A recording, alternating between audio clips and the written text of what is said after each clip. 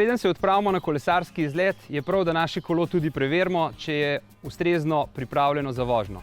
M-check oziroma M-pregled izgleda tako, da začnemo na začetku pri sprednjem kolesu, preverimo špice, preverimo tlak v pnevmatikah in pa seveda, če je kolo ustrezno zaprto.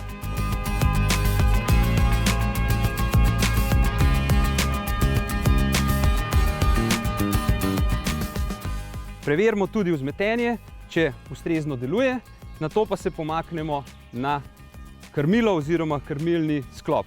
Tukaj preverimo delovanje zavor, tako prednje, kot seveda tudi zadnje zavore.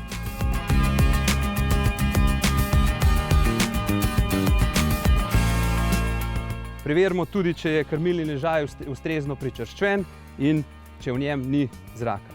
Nato preverimo pogonski sklop, pedala, gonilke, če v njih ni zraka in pa seveda, če je veriga in pa pogonski sklop preprosto teče.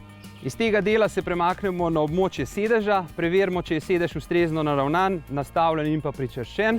Če imamo sedežno oporo potopno, preverimo, če le-ta deluje, preverimo, če je vse ustrezno zategnjeno in pa če imamo zadnje vzmetenje tudi, če le-to ustrezno deluje. Tudi na zadnjem kolesu preverimo, če je hitri zapenjalec zapet, špice, tlak v pnevmatikah in pa seveda tudi zadnji menjalnik.